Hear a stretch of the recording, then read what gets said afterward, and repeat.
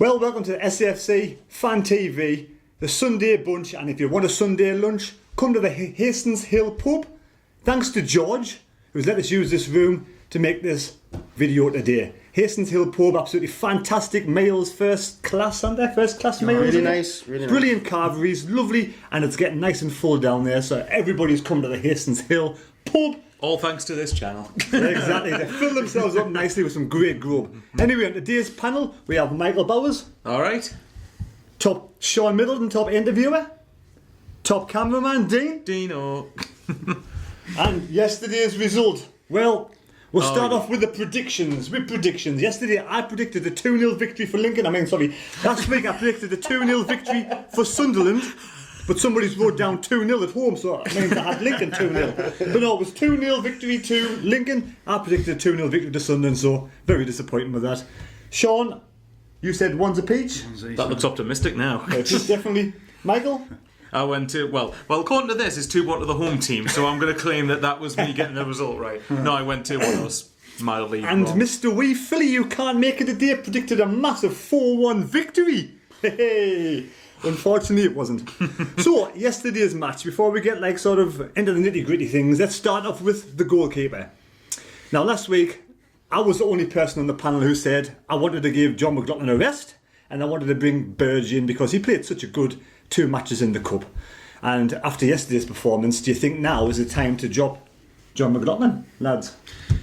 I think it's. That goal was 100% his fault. It's a couple of mistakes he's done now. Maybe he's 2 or 3.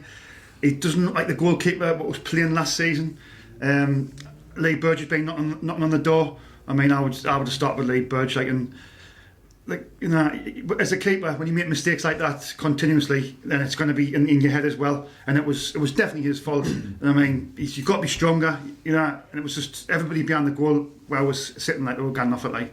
It's just he's making mistakes, and I don't know whether it's the contract negotiations in the summer. If somebody was offering him a big deal, or he's just not happy here, I don't know. But he's not the same keeper as the keeper he had last season. I think every player, in a team goes through a dip in form, and it's down to the manager to recognise when that's happening. Exactly. So, Dean, your thoughts on John? Yeah, I do agree. I did say take him out last week, give Burge a go. I rate Burge. He was Coventry's number 1 for a reason. Coventry weren't a bad team last season, and I just think it's time to give John a rest. He's done international duty. He's 32, 33 years of age now. Give him a rest. He's getting complacent now. He's making too many mistakes. He's costing them with goals. Don't get us wrong, I like Big John. I want him to be with keeper for if we ever get the championship, give him a chance, but there's just something not right there, and I think it's time for Lee Burge to come in, because like you say, he's played twice in the Cup and he's kept a clean sheet. John hasn't done that this season, so for me, yeah, definitely. Michael, we all want John to play really well and perform well and have great, clean sheets. We don't want any player to have a dip in form. But like I said, when a player has a dip in form, it's time to use the squad. Well, yeah, when a keeper has a dip in form, it's more noticeable, isn't it? Because people say the last line of defence is your keeper, which is a good argument, even though for me, I still maintain a back four's there for a reason, or a back line to stop it getting at the goalkeeper. But I can't, that goal... Oh, screw it, that goal pissed me off yesterday when I watched it. I couldn't even believe it. I don't know whether it's because he's got a lack of confidence or because of his contract situation, but does that stop you catching a ball and showing authority? He's soft. He's focused. That's what I mean. If he comes and claims that ball, a simple thing. If he comes and claims that ball, the goal doesn't happen. He seemed to bottle it. He should have just. The striker's coming. He should have flung his body on. For once, I'm usually the first to criticise our defence when we concede a goal and saying, look, this should have been done better. But for me, it was an okay-ish cross. Defenders didn't really do anything wrong there. It was just that McLaughlin could have easily just... I'd say the box should have got out a bit quicker and stopped the cross. Maybe, but either way though, McLaughlin could have easily came out and claimed it. So, it's... I was in the camp that I didn't think... a week ago, I didn't think McLaughlin had done enough to be dropped, but now, Did you say Rotten McLaughlin? Sorry? Sounds like you said Rotten McLaughlin. Well, he was it yesterday. Was John kind of at fault for the second goal as well? Could he not have come more for that? We saw Lee Burge playing in the cup match. He came for the balls, didn't he? I would argue the second goal's a mixture of that and very, very poor marking. The second goal was I said last week. Is there some sort of mechanism in football where defenders don't bother to mark their men anymore? I don't know. And I know I'm making it sound very simplistic. But watching it back, the ball to the left back position. But the cross was too easy to come. Way back, wasn't he? He was out of position by a mile. Like. It must have been a breakdown in communication then somewhere. Well, has to have been. we're playing two holding midfielders, aren't we? In Power and McGeoch, right? Mm-hmm. How the hell can you still get caught in the counter attack if technically the two centre backs and your two centre midfielders are supposed to be sitting back? How do you still get caught in a counter attack? A simple answer. That's a really good point. There's a simple answer because Sunderland. But that's not an answer. No, but you get my point. It's like it's, you know what I mean? Only Sunderland can find a way to concede on the counter attack when you have two holding midfielders. If the box come in and he's so far out of position, and that was Hume was kind of at fault earlier in the season. So these instructions from the manager to do this, to go forward too much, not defend. Maybe. That's what it's boiling down to. I mean, the bottom in his first game against St. Duns, I thought it was class. But yesterday he just looked a bit shaky. Like. I mean, in fairness to the Bog, nobody looked good yesterday. No, that's true. I mean, I feel sorry for these two buggers on the left here because they actually went down to Lincoln. So you know, losing your money. Did the Bog go off injured? I don't know. No, it was just a tactical thing. I think it must have just been. Who came on for? He put O'Nien left back. And he took. So that's where that came from. He put O'Nien And bearing in mind, O'Nien was playing centre mid or centre attack mid to the wing, because he took his job, put him to the wing, and then put him left back. How's the bloke supposed to get any consistency if you're moving him 3 positions in one game? Why don't you stick him and go while you're at it? Seriously, they might as well have done yesterday. What makes you take off your left back and then put you sort of number 10 at left back? He must have had a niggle. He must have been. Oh no! I was listening to the radio and Gary Bennett was saying he's not running properly. He has a bit of. It looks like he's got a bit of a niggle. So has he picked up an injury? Because he had a lot of injuries in his career. He's come back. He played 2 games in 3 days, which I thought was too much personally. And he's had weeks of training, and he's come back next game. So has he not recovered fully from those 2 games? Is he still unfit? Is he still not fit? Because it was about the 70-minute mark. Well, I mean, the argument is that the only way that the box is going to get fit is by playing games. But the counter argument is if you're playing someone who's not fit, you're going to see that on the pitch, aren't you? So but their winger was. It's a no-win situation, really. Their winger was tearing him a new one like that. What was his name? Edward. Whatever his name. Let's make this crystal clear. Lincoln should have won by more goals. 100%. I know, and it really annoyed me because I'm thinking that missed penalty. I said it on my own channel. Should have been the catalyst for us to say, right, this is a kick up the arse. We've conceded a penalty here. They've missed it fortuitously. Let's go at them and get something out of this game. But even then, they missed the penalty hitting the post, and they were the ones that looked like they were responding from it. But fair play to them. Deserve the win fully. Whose fault was the penalty, Michael? Actually, I think it was the Bog. He got it the wrong side of the attacker. He got it and he turned him again and he got the wrong side. He tried to hold on to his shirt and hold on to him. Was it? I thought it was Lynch who gave it. No, it was the Bog. I think it was the Bog, but I could be wrong. I'm pretty sure it was on the wrong end of the pitch. No, it was. There's your question, all the commenters. Tell us who's at fault for the penalty. Well, on the radio, they did say Nick Barnes, the guy, said it was Lynch, but when I watched the goal this morning, it looked like the box to me. Lynch got loads of tattoos. Well, you've got to remember though, like. It's always a risk when a player gets in the box that you can't bring them down for a penalty. You've always got to. It's going to be that risk. So in a game, I won't blame him because it can happen to anybody. It can happen to the keeper. Even your striker can give away a pen. It's just one of them things. But like you say, they missed it. Luckily. And then that should give us the ascendancy to go on because them should drop down. Do you know when McGeady missed the penalty against Rotherham? And then them changed. It didn't know. It didn't. Them just kept coming and we looked scared. You notice the parallels here. We missed a penalty against Rotherham. Bottle it completely fell away. Lincoln didn't do that yesterday. So central defenders yesterday, Willis and Lynch. How did they play them? I thought Willis was all right, but Lynch he seemed a little bit clumsy. Was he the same? He's had 2 games for the first time for a long time in 3 days and had a week off. You get this bounce effect, I think, sometimes where you play a couple of matches, then you have a week, and then you come back again. You're not like the same player. So maybe I don't think both of them shouldn't have played 2 games in 3 days for me, but that's my personal opinion. So you think both of them were a bit off? No, I thought Willis was all right, but I just thought Lynch was he just didn't look right yesterday. But to be fair, did the team actually look right? I mean. I thought the most entertaining part of the game yesterday was their supporters in the corner when they were doing that bouncy thing. Honestly, it was absolutely dreadful. What was that? The supporters in the corner next to us, they were like doing that the bounce up and down. The supporters. Is this the way the one that Man City do? Turn their backs? No, they didn't turn the backs. They didn't turn the backs, but it looked good. So it was actually entertaining. A forward-facing Poznan. It was actually entertaining. But going back to the game yesterday, honestly, we were absolutely terrible. Like it was just, and I honestly can't see it getting any better. So what about Conor McLaughlin then? There was a spell in the first, I think it was the first half, right, where we passed it from right back, centre back, left back for about 3 minutes. It went nowhere, and I went, "What the hell is going?" That just shows our defenders can't play out. No one's the left back and right back are scared to go forward because they want everything was sideways, negative, sideways. No one taking a risk to someone dropping in. Play. It was just clueless, and half the time we just ended up hunting the ball up to Charlie Wyke, who again. That has to be the plan from Jack Rossi. Surely he must send the team out to do that sort of passing the movements, because it's got to be on the training pitch. You practice these one of the things. One of the things I will. Well, I can't believe I'm actually going to defend Ross on something here.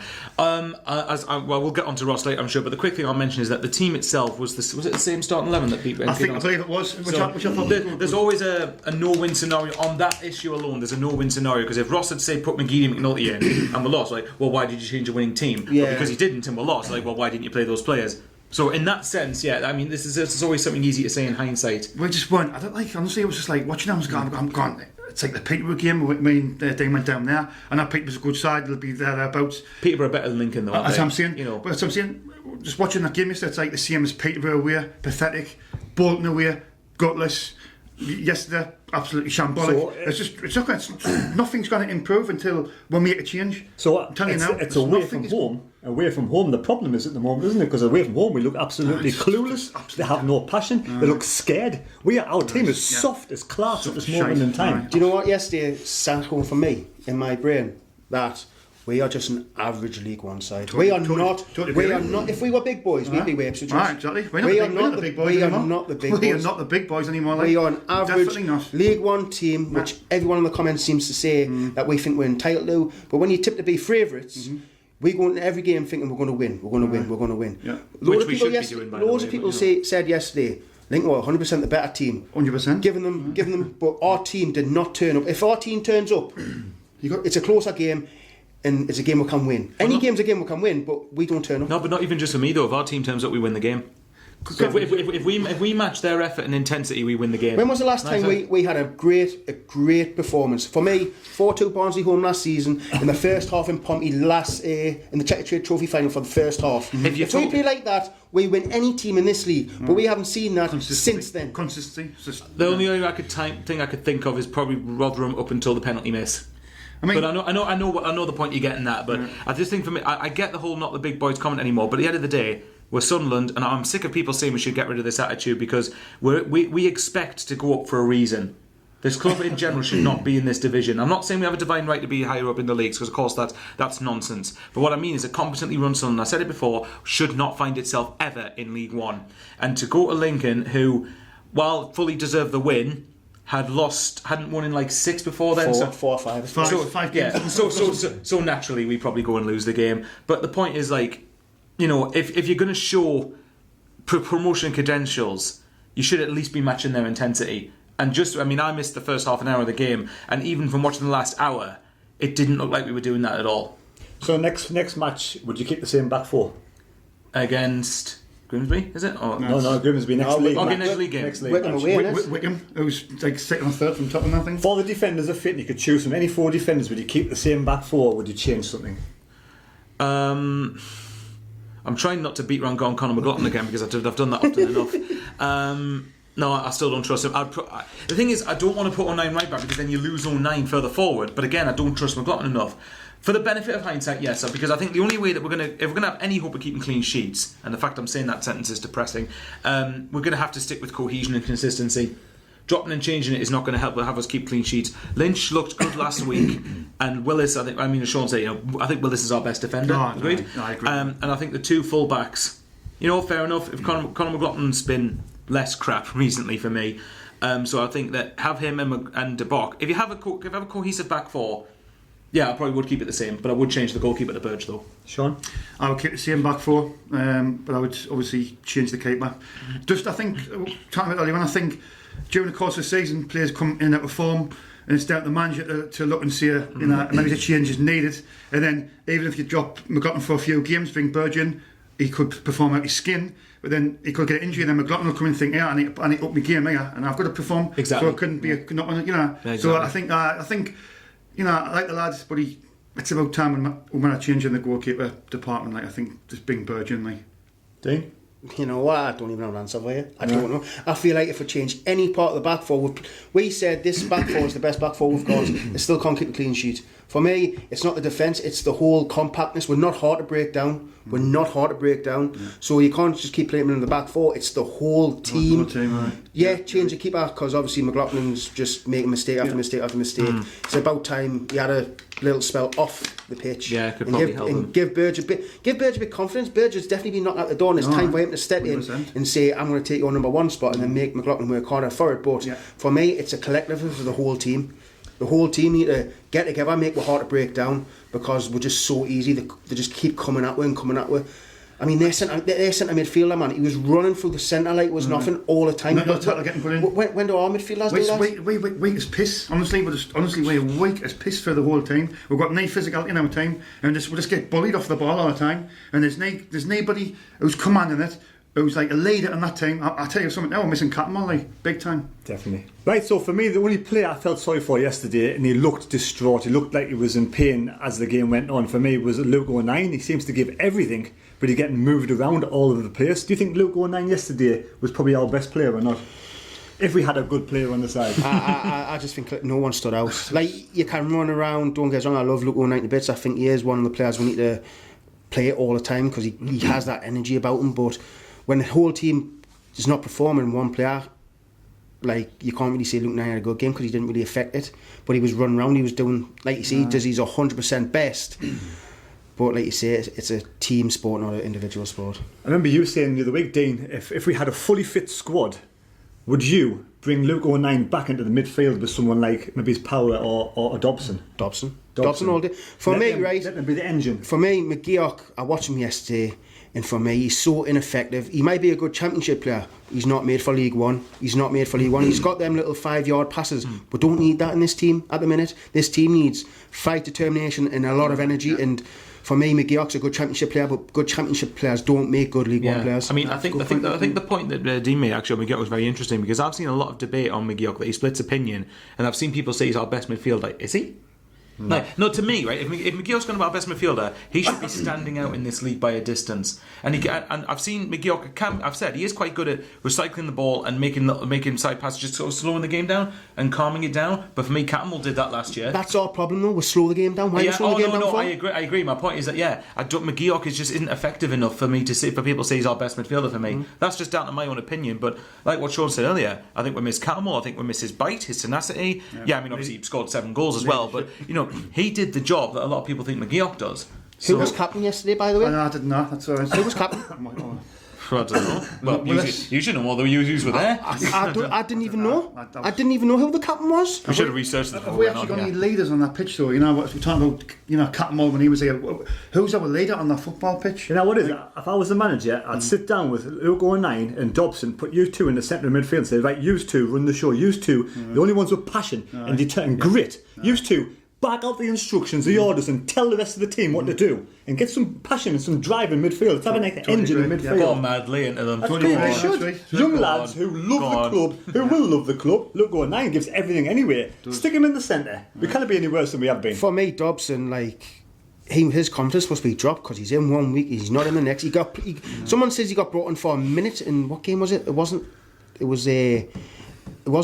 yesterday, it was the week before. He came on for a minute against MK Dons. How are you going to impact the game in 60 seconds? Unless you get the first touch, run past 5 people and score. You're not going to... A minute, man. A minute. What you been on for a minute for? You're not going to affect the game in 60 seconds. When our midfield's crying for legs, why don't you bring him in 20 minutes for, give a big movement in the middle and help, because I think we're a little bit tired. Yeah, but what you said about Dobson is absolutely spot on.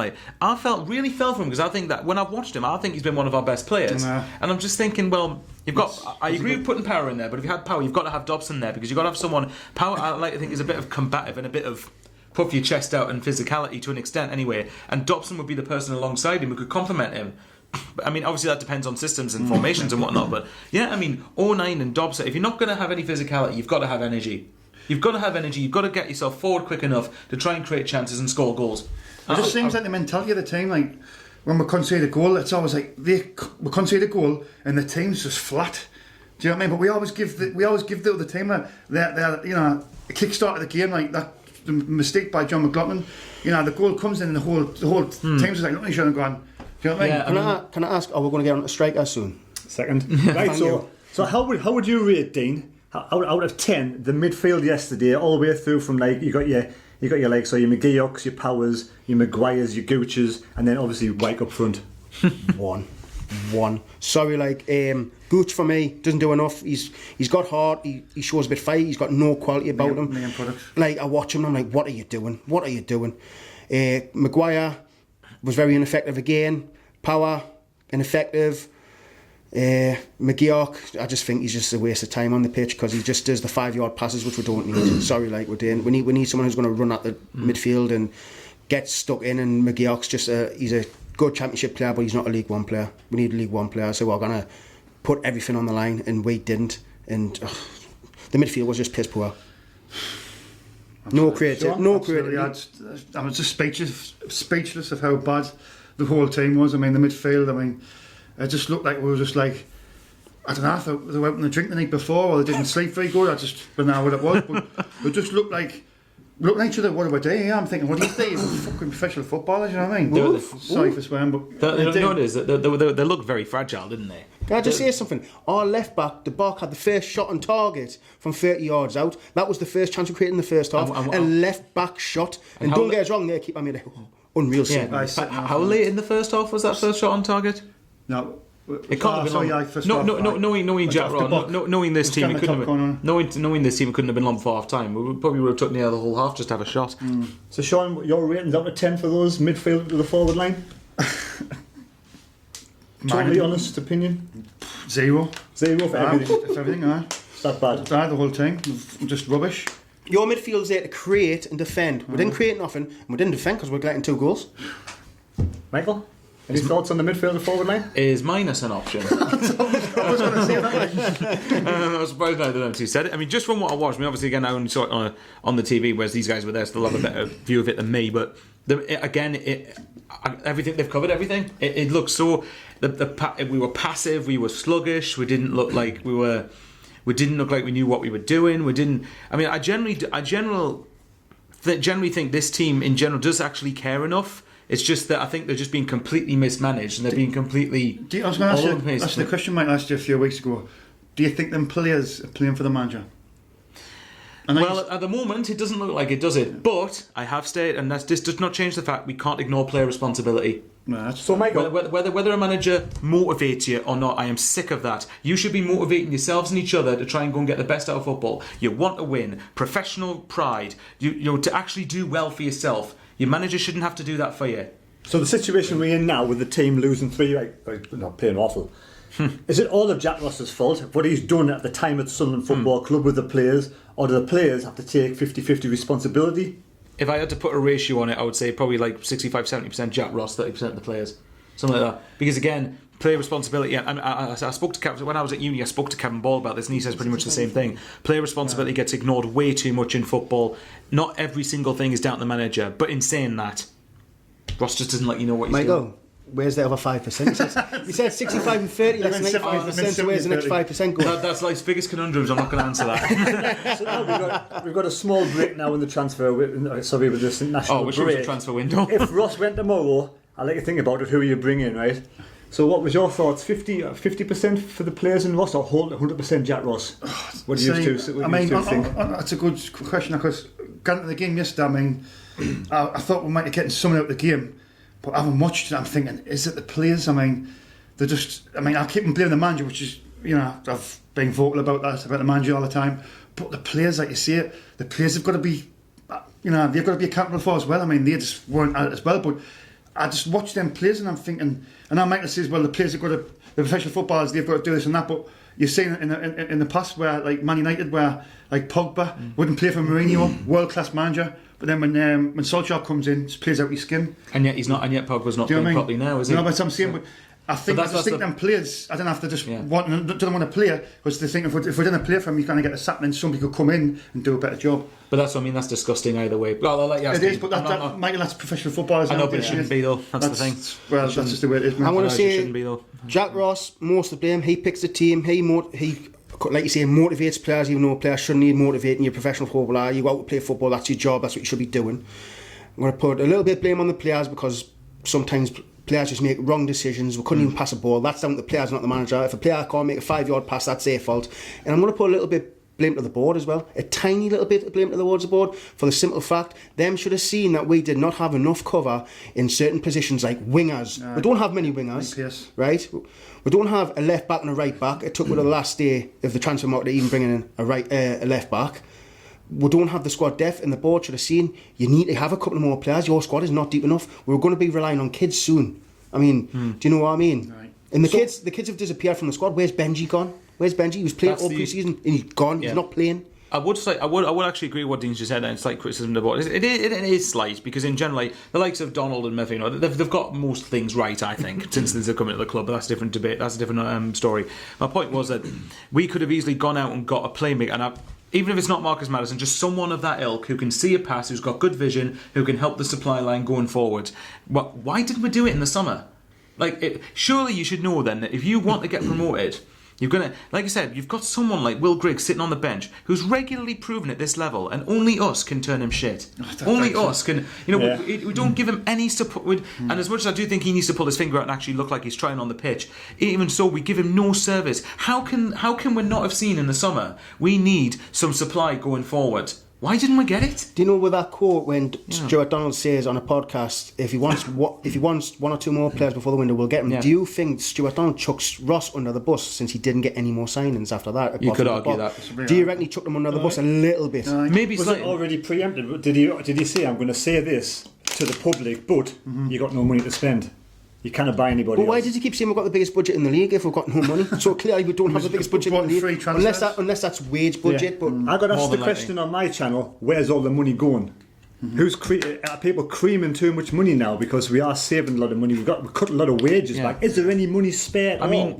And do not get me wrong. I understand. Look, we're in League One. I'm not expecting millions and millions and millions to be pumped into the club. I'm not expecting the transfer front. It would be delusional to expect that. We're in League One, but I just think go a little bit. Just bridge it in between somewhere. Go and spend it within the reaches of $1 million. Even then. Oztumer, who left Bolton and he's gone to Charlton. Were we even in for him? Did we even try to go for him? And that's, like I said, going back to the point that Dean was making, I do put a slight blame on the board, but majority of the blame for me that goes at the minute has to go to Jack Ross. Not all of it, because the players need to take a proportion of it as well, but... With the board naive, thinking that they've got a good core of players in, that they don't need to spend any more money, you think they could get promoted with this team they have now. Is that naivety from Stuart Donald? But we lost some of the core players. We lost Reece James, Cattermole, Oviedo, and there's probably others there who have missed off. There was Morgan who does a lot of running. Do you know what I mean? So we've lost a tiny bit of core of last season's squad, especially the quality players like Cattermole. I'd say the likes of Cattermole and James we missed. I don't think Morgan did enough while he was here. But we haven't got a winger.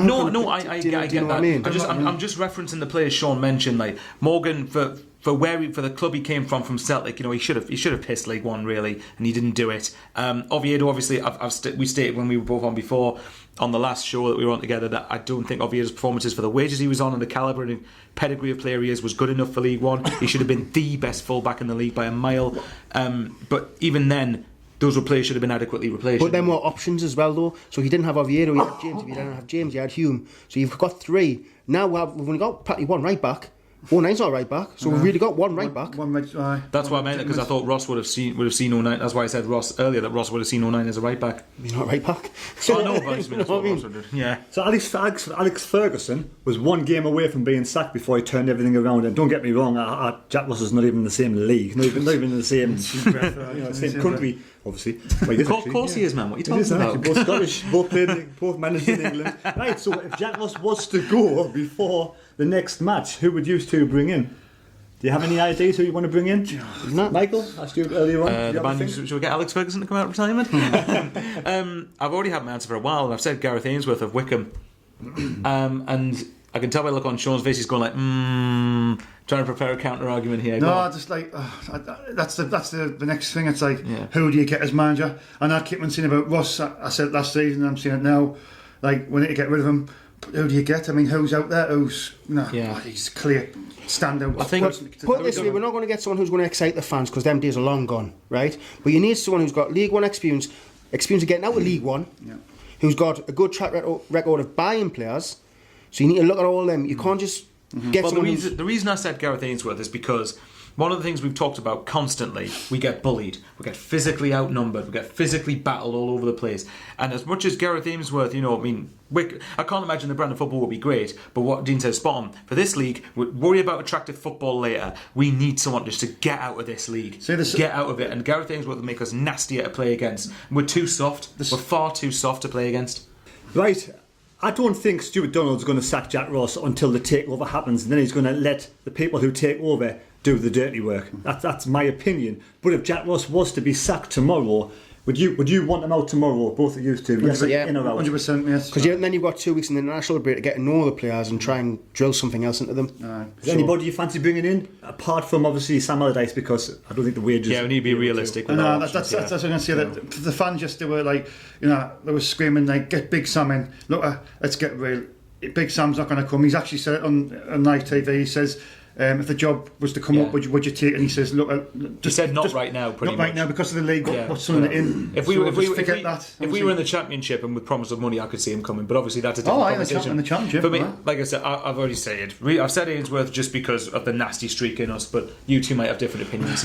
Not one name shouts out to me. You'd have to give us a list to look at because I don't really know the managers in this league who's been out, getting out this league and stuff like that. So if you give us a list, I'd look and then pick the best one who I would think for the job. But at the minute, we need someone who's got League One experience. Here's one for you, actually. I've said in the past, Peter Reid and Roy Keane, I wouldn't have touched either of them with a barge pole because they've been out of management for, especially in Reid's case, been out of management for such a long time, and there's a reason for it. However, I was talking to my mate Pete the other day, and we were thinking, Roy Keane briefly came up in conversation. Absolutely. I said, for the rest of this season, I wouldn't be totally against that.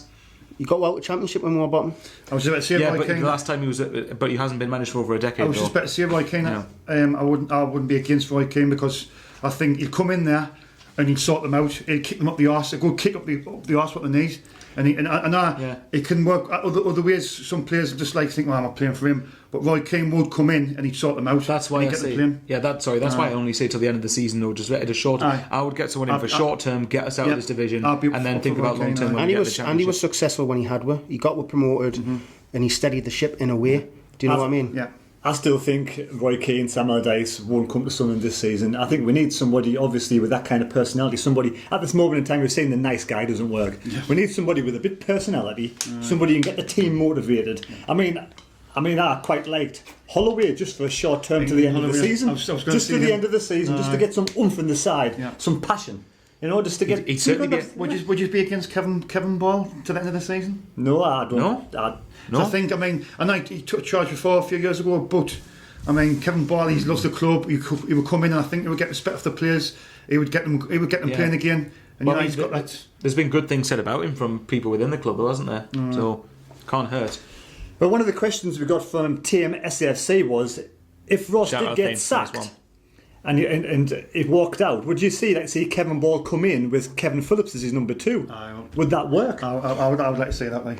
Might work, might not, but you never know until you try. It's two players there. You've got 2 legends who know the club. They've been there and done it. Super Kevy's absolutely adored up there. I think that'll be a good idea. I'll be happy with that. At the minute, anything's better than Jack Ross. Yeah. Wouldn't you think Kevin Ball being the ambassador now, he would have some input now and sort of be able to get into the changing rooms and have some. Is he allowed to go in the change rooms and give some coaching to the players and try to get them motivated, or would Jack Ross just say, no, it's my job? Well, would you like anyone telling you how to do your job? I won't be bothered. I'm rubbish. Michael? No, like I said, for Kevin Ball, even as him as an ambassador role, he must be frustrated he's not on the football side of things. He shouldn't be going around doing talks or doing whatever else there is to do with the club. He should be out there on the football side of things, really. Especially in this league. Yeah, you'd think that if he was going to get a chance to become a manager or to coach Sunderland, now would be the time. Do you know, thinking back at it, right? Do you know Chris Coleman? Obviously, I know we got relegated in that year. Yeah. But do you think, which obviously Are you thinking if we stuck with him longer? Stuck with him. I thought about this actually. Yeah, I was. I mean, he knew the squad. He knew it was leaving. There was the rotten in the core. He could have getting rid of the shite. He could have. Do you know what I mean?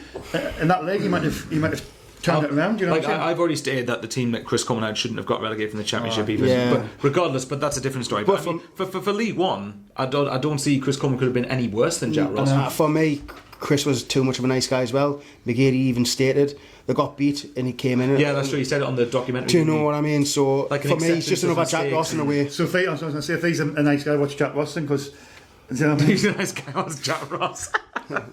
So McGeady, Scottish version. so going on to McGeady and McNulty yesterday when they came on, did they look fit or not? Or McGeady, for me, he was just taking 30-odd shots, man. It was ridiculous, man. Honestly, it was absolutely ridiculous taking 30-odd shots for no reason, getting blocked, going over the bar. He was just trying to make it the McGeady show, and it wasn't. You could tell he's unfit. McNulty was just doing what he can do, being a pest, but it was too late. We had 3 strikers on the pitch, and it was too late. We still didn't get a shot on target. should they have even been on the bench if they're not fit enough? It's a good point. I mean, we were talking about this in the car coming back home, and I think you made a good point. You've said this a while now about McGeady. I love McGeady. I loved him last season. He's got the quality, but is he on the decline? I think he's on the decline. I think on the decline I think now? defenders 33, 34 years of age now, yeah. And, know what I mean? and shouldn't really we be preparing for McGeady to get injured a lot because he's 34 years old. Probably. And we haven't replaced him with a winger. And even if so, I'm starting to wonder if this is now McGeady's level. I mean, like I said, because before when we signed, he was clearly Championship level. But I mean, like, at the age he's at, could his body handle the Championship now? That's my point. But I mean, even for this league, McGeady should still stand out. But you're right, though. Why do you think he took a pay cut? Sorry? Why do you think he took a pay cut?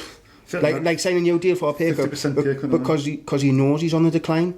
Do you know what I mean? And he's settled in Durham. His And kids are at he's school. Don't get us wrong. Yeah, I like McGeady. He has got that spark, but I think now this is the decline of McGeady. He'll probably go to MLS next season. But even so, I would like to point out, if you asked any other League One side, would you want Ed McGeady in your team?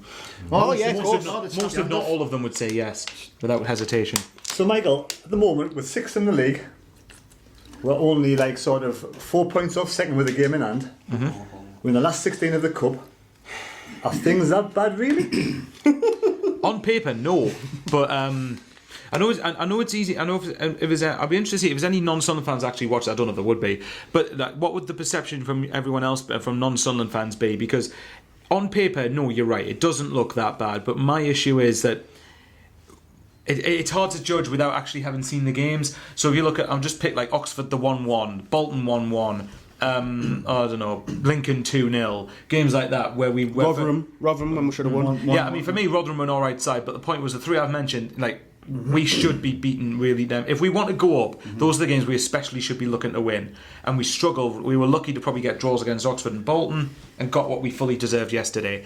So I mean, the whole second in hand thing, yeah, I mean, don't get me wrong, yeah, second game in hand. I mean, I was a big advocate of the game in hand thing last season, but I try to avoid that now because I want to try, by the time we get to one of those games in hand, I want us to be a level at least with teams around where then you've got a chance to eclipse them. My big worry is because Wickham is the team who's in second and they're who we next play, which is in 2 weeks. The problem is that Wickham have got a game before then, and if they win, we then need to go to Wickham and win, which is a hard enough task as it is, to bridge it back to 4 points.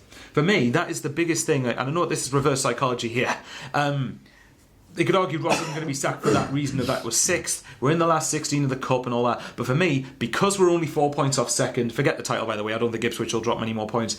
I mean, I know they will, but not consistently enough to not finish first or in the top 2. For me, though, because you're only 4 points off second, change it now while you've got the chance and you've given yourself the best possible platform to try and catch the second. Because again, we have got to get promoted. So for me, you've given yourselves as best chance as I can if you make a change now. Lads?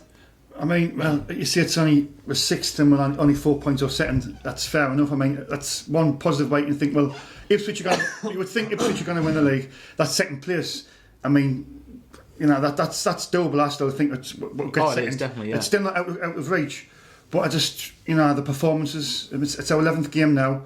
I mean, we've only lost 2. People say we've only lost 2 games, but our performances, what's just been just been really poor, man. People don't understand. I don't mind getting beat. It's the way you get beat, and the way we're getting beat, we're just turning around and bending over for teams, and we look miles off it. If you want to get promotion, it's got to be a close loss or an emphatic draw. Get going 2-0 down, and then come back to 2-2. We're not doing that. We're getting 1-0 leads and squandering them. When we're getting beat easily. Lincoln made that game look easy yesterday. They just bullied us and just, I mean, they just disrespected Lincoln and stuff. I was, sort of confident of getting something out of the game without having much in it. Even after 15, 20 minutes, I was talking to the lads, I went, well, you're not getting nothing out of this game. I mean, it's nothing. It's that's what I mean, because you've only got the small gap at the moment and all that stuff. Because by the time all the games are played next week, I'd be astonished if we're still in the top 6. Oh, we'll be outside the top 6. Because teams below us are going. At least 1 or 2 of the teams are going to pick up results. There's no way they're not going to. We'll be outside the top 6, and then. Because I looked at the table, Peterborough have got a better goal difference than us below us. We need Peterborough to get beat, and what if they're playing another side that's around us? Then if they win, then they could eclipse us. Would you agree with me if I said this is the worst strike force we've had in Sunderland history? Yeah, I know you've been keen to get onto the strikers, haven't you? Yeah, because I'm not being funny. White's not scoring goal. White's not going to score you a goal unless it's on the line, right? That's how bad White is at the minute. White was getting proper abuse from our fans. How crap he was. His first touch was terrible. Everything about him. He didn't even win a header. I didn't even know if he come back from Lincoln, did he? Because the defender had him in his back pocket all game, right? And I'm not being funny. Charlie White missing in action. Everyone knows where he is, tell us. He's the worst striker in Sunderland history. He's worse than Altidore, and Altidore was bad. And White is on another level. How the hell is he playing for our club? Sorry, nah. I said last week, I don't even know what White brings to the table. But what does any of the strikers, apart from McNulty, who's actually bagged 4 goals, and he's been here less time than Grigg and White put together. Like, Grigg does nothing out. Had 3 strikers on the pitch and still didn't even look like we're going to score. That's when you're supposed to score. When you got 3 strikers, you're supposed to go for it. And I swear to God, our strikers are so bad. These strikers will not get you promotion. No. Fact, even though Grigg was supposed to be that man with 20 goals, but like you say, we're the only team who can make a 20-goal striker in League One look shit. Yeah, for me though, I think that if you have I go back to the first game of the season and when we played Oxford at home, and as much as, most of the game was dire, the first 10-15 minutes, I thought McNulty and Grigg looked like they were linking up quite well. I think if you can get them 2 together in a partnership, I think they could complement each other. Because Grigg's been really off form, but the fact is, for me, McNulty and Grigg should be more than good enough to get us out of White's not starter anymore for me.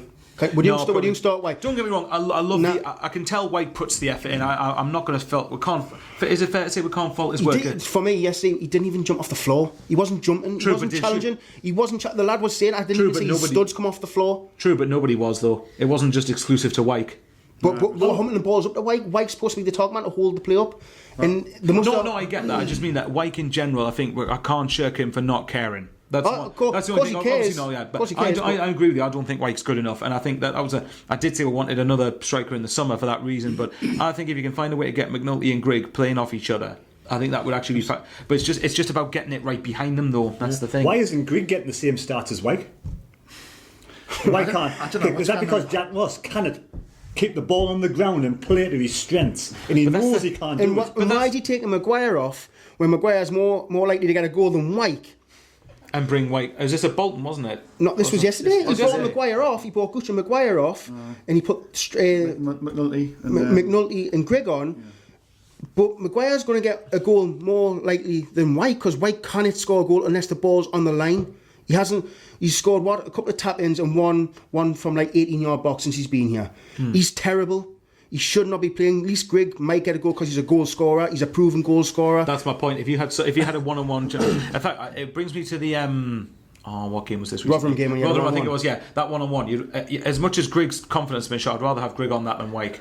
White hits it straight at the keeper. 100%. He's a striker who can't score goals. What good's that? I mean, have we got? That's not Sunderland, is it? That's not Sunderland. In the midfield, though, to get the ball to the strikers. There's no creativity. There's no creativity. There's just now all over the pitch. Someone was crying out for Marcus Madison. I mean, he's released clause of 2.5 million. I've mentioned this loads and loads of times, but if you're ambitious as an owner. But again, you can't get him. Again, it doesn't have to be just Marcus Madison. It could be someone of that ilk who's somebody good going forward, who's got good vision. Grigg and get Grigg to get in the positions to score the goals. But to be fair, that was Power's job, and Power doesn't even look like he can even do that role. I just kind of get it. Like you say, I don't think Jack Ross is playing the players in the best positions, what's best for the team.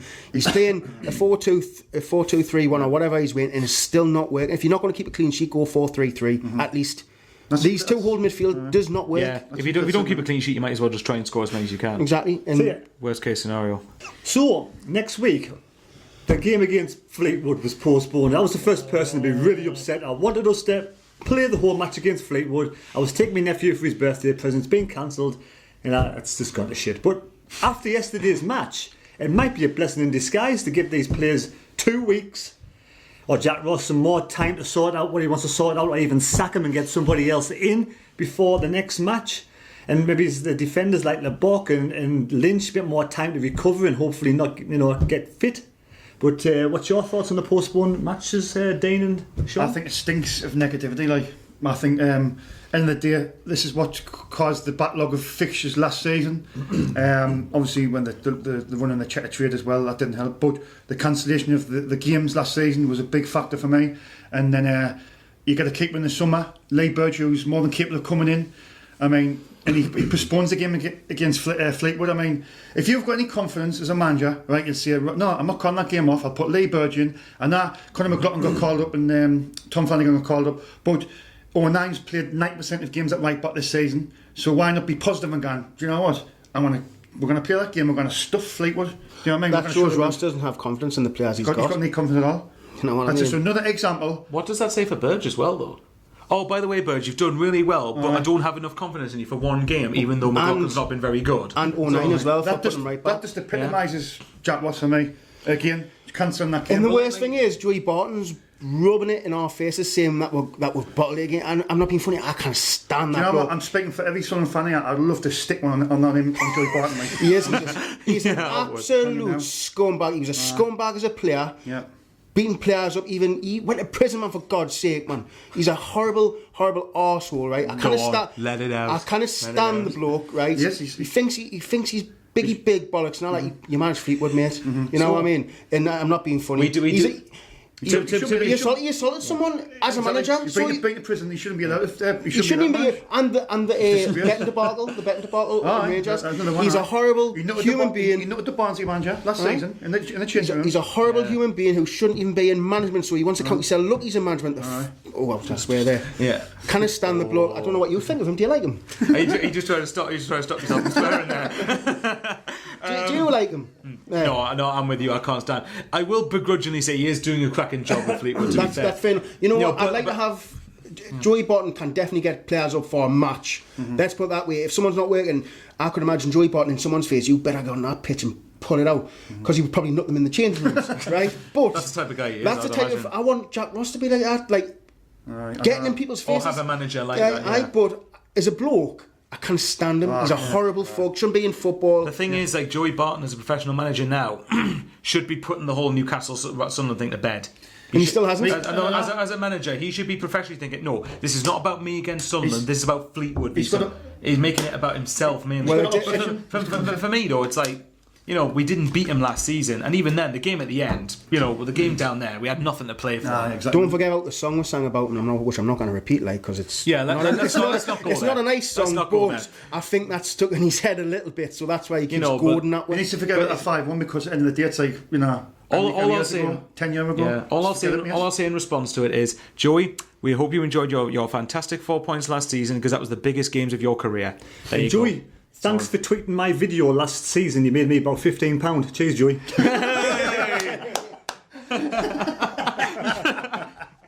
That deserves a high five. Tweet the next one for us. Left hanging. That made me do that. So, Tuesday night we have a little game against Grimsby. Who done Sorry. You left him hanging? I'm blinding me. I'm sorry. You're blinding me left eye. I'm sorry, your comment about the video just has me creased. Right, anyway, we're playing this little game against Grimsby. who we have a player on loan in Grimsby who scored 2 fantastic goals against Exeter last week. Well done. Oh, is that Ethan Robson? Ethan Robson, yeah. Why did we loan him out? Oh. Why did we loan him out again? Just see the goals he scored last week. That's why. Why? Jack Ross. That's why. Another good option in centre mid, and we'll loan him out. Yeah. I'm going to throw it out there. Is anybody interested in this match on Tuesday night? No, absolutely not. Absolutely not. No. Look, you'd never go into a match trying to lose. It's just like the League Cup. You know, you want to win a game, but that's this season's about getting promoted. These Gleeson Cups and the League Cup. Is this the Leeson Cup? Yeah, Is that the Leeson Cup? Aye. Look, just play the young ones, give them a run out, and just see if you players for the Wickham game, which is more important. You know what I mean? Score prediction. Against Grimsby, I'm going for 3-1 to Sunderland. 2-0, we're going to keep clean sheet. Yeah, I'll say 3-1 Sunderland. I think I'm with Sean. Look, if we're going to have a cup competition, any competition, it has to be the League Cup because that's the least amount of games at this point, and it's a more prestigious competition to go in. I can't bring myself to give a shit about this competition. And don't get me wrong. Don't get me wrong. I enjoyed because the Checkatrade final last year was my first experience at Wembley, so I'm grateful we did that. But ultimately, I don't like. Yeah, I'm seeing Sunderland in a tin pot competition, the third tier of English football. No, I want to see us in a major cup final if we get her anywhere. So for me, no, I don't care about this game enough. And we have to make 11 changes, full stop. You know, put the kids in, all the kids in, all the way through every single round. I'm going to go for a 3-0 win. Clean sheet because Burge will be in goal. Anybody going to the match? I would, but I'm at work, unfortunately. I go to Same, I'm at work. I went to 3 the home Checkatrade games last season, and I enjoyed them when we played Man City. We had the penalty shootout at the end. I couldn't get the Newcastle tickets because I thought I was going to go down on the day and get them. Against again? Was it no, Stoke? It was Stoke. Oh, aye. Because Charlie Adam was playing, wasn't he? Aye. That's part of the problem with this competition, though, that it tends to. The presence of under 20, I don't know what you think. The presence of under 21 teams in this competition tends to belittle it. It's not 23s now, isn't it? Under 23s, whatever it is. Sorry, mate. No, that's fine. I mean, I said this when we were in the Premier League when we had our under 23s, but the under 23s shouldn't be in this competition really. For me, but that's for me. It's like I can't think of anything like last season when we played Stoke. Like, oh yay, play against Stoke's Academy Reserve side. Yay, brilliant, really fun, really getting up for that. Right, so I feel sorry for other League 1, 2 teams. Sorry, go on. I'll shut up. I've got one question from Jack Broom. My question is, with Power and O'Neill, Power and O'Nine being box-to-box midfielders, should we play 4-4-2 with Greg and McNulty up front and White as a sub, or vice versa, and play counter-attacking football like under Peter Reid's Quinny and Super Kev? I don't think Power's a box-to-box midfielder, but I do like the box-to-box midfielder of Dobson and O'Neill. Because Power's not a box-to-box. Definitely not. He's either you're sitting behind the strikers or you're sitting behind the strikers. Just a midfielder, isn't he? Just a basic midfielder who can spray a pass and who's got a good shot on him. Do you know what I mean? But I want a midfielder who's going to drive through the middle. I want a midfielder who's going to run at somebody. But at the end of the day, if we're going to be looking to get promoted, we need to score goals, and to get goals, we need our best. But that's the thing, we're not scoring goals and we're not keeping clean sheets, haven't we? So that's the worst combination you can have. So that's the point. If we're not keeping clean sheets anyway, then for me, I think there's no harm to play in having Greg and McNulty up top, because if you have the midfields behind them, we're not keeping clean sheets. Let's get another player for the opposition to think about. Do we get many crosses in? Like, I mean, going back to the question, I mean, I would be all for the 4-4-2. I would. No, I would. But then you've got to have wingers who are going to whip the crosses in. Have we got any wingers who put the crosses? Oh no, we've got Gooch who tacks a player on, and then tries to tack his on, and just, you know what I mean? And the end product. You haven't got any wingers that can whip the ball in to the strikers. You know what, right? Would you rather play Maguire behind the striker or on the wing? Because he's not a winger, he hasn't got the pace for a winger. No, playing behind the striker. You know what I mean? Maybe swap the 09 and Maguire, so put Maguire behind the striker and 09 on the wing, because we've seen 09 can actually cross a ball because he's set about 3 goals with crosses. He's done that from right back. If we actually got a player who can cross the ball in our team, that's 09? apart from better with the corners. I mean, do you know what I mean? We haven't got to. We do with the corners. I want to answer Dean's question of a while ago. This is our worst strike force that we've had, I think. Oh, thank you. Thank you. I wasn't sure if you were going to answer it. Okay, by definition of being in League One, it probably is. But that's not in whole history. No, but that's what I mean. In our whole history, we've been out in the top 2 tiers of English football mostly. Mm-hmm. So by definition, by that alone, by default, yeah, it probably is. I mean, the last time we were in the 3rd tier was when Dennis Smith had us in 86 and 87, and then we had Gabardini and Gates, and we got promoted the first season. So back to your question. question, yes, 100%. That's all. So Charlie, Yeah. that's not a very nice start to have on Charlie it's White's not- show. it's not- that's Mind it? you say, We're although straight the likes of Nacho Scocco and Danny Graham all kind of ran it pretty close. But I do want to round things up now. I want to say thanks to the two questions of the two people on YouTube. Thank you, you Yeah, guys. cheers, mate. Thank you. Put some Cheers, more guys. questions down in the comments below. We appreciate all the comments that come on the video. Leave us your comments. You think Jack Ross should be in or out? And basically, what formations would you play? Would you play two in front? Would you go 4-4-2? So, in the window. Not till January, mate. Not till January. We're going to predict the... In the international break, would you get rid of Jack Ross or would you keep him? Leave your comments down below, please. And please like the video, subscribe to the channel and all that other malarkey, and give the bell a good old ring. We're still looking for volunteer reporters for this channel, even though this bloke and this guy here do an absolutely fantastic job, absolutely amazing job. These two are great, yeah. You know, absolutely 18 minutes. amazing interviews yesterday on the channel. Watch the interviews down The Lincoln. bromance. The bromance. The bromance. Don't leave me hanging. Oh, leave me hanging. Promise not. If anybody wants to join in being a reporter, please email SAFC Fan TV 73@gmail.com. And that's it for today. I hope you enjoyed the video. And now I'm going to go and buy a pint in the pub down below. We'll see you later. See you guys.